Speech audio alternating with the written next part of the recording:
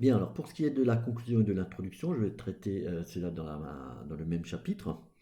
En commençant par la conclusion, je vous rappelle que la conclusion, elle contient le message finalement qu'on avait élaboré dès le début de ce travail de rédaction d'un rapport.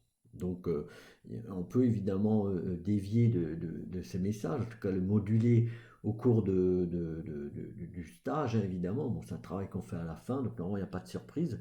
Ou alors, c'est aussi bien de penser au message, si vous voulez, avant la fin du stage, parce que ça peut permettre également de visualiser certaines expériences complémentaires qu'on n'a plus le temps de faire à la fin, hein, du stage. Mais c'est vrai que souvent, quand on construit ce message-là, on se rend compte que pour étayer l'hypothèse, étayer un message, il est nécessaire éventuellement de faire des expériences complémentaires.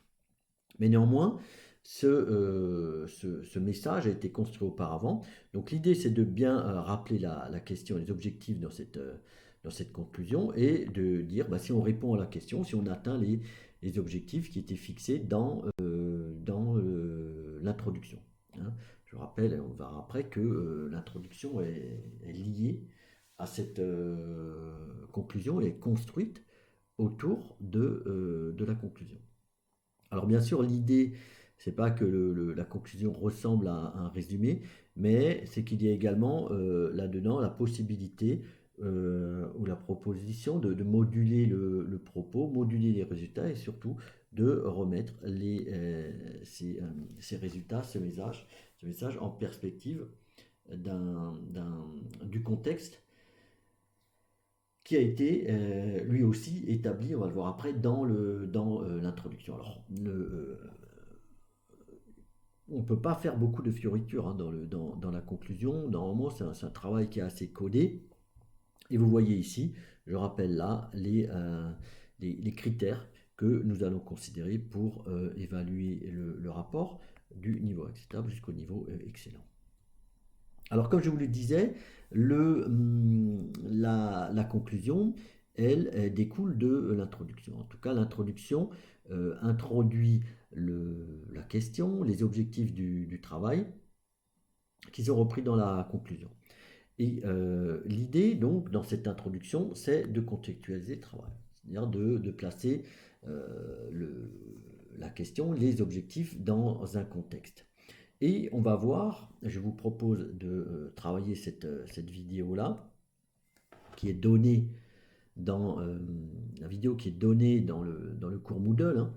Cette vidéo-là, de la minute 0 du début jusqu'à la 19e minute, où je propose une méthode pour construire une introduction progressive,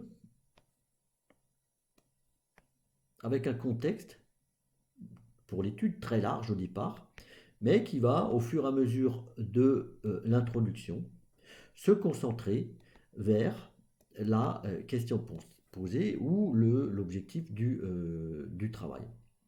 Alors l'idée dans une introduction, c'est que l'on ressente cette progression vers le problème, avec l'apparition, au fur et à mesure de cette introduction-là, des questions encore ouvertes. Questions encore ouvertes qui montrent finalement l'originalité de l'étude, la pertinence de l'étude.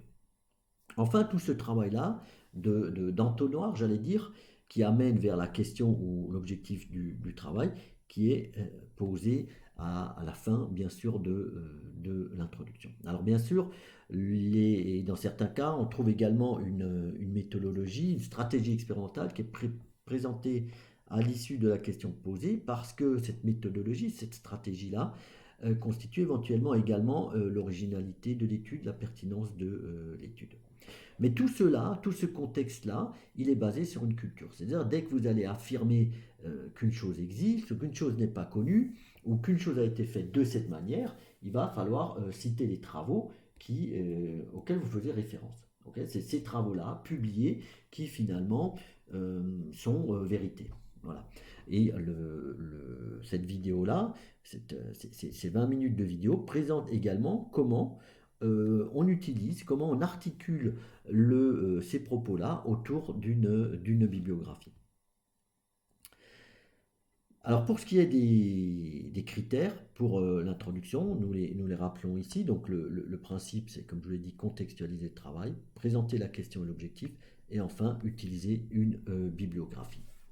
Je vous rappelle que utiliser une bibliographie, c'est donc utiliser la bibliographie, c'est-à-dire insérer les références dans le texte, vérifier si elles sont pertinentes, les sources, etc. C'est un travail que vous avez fait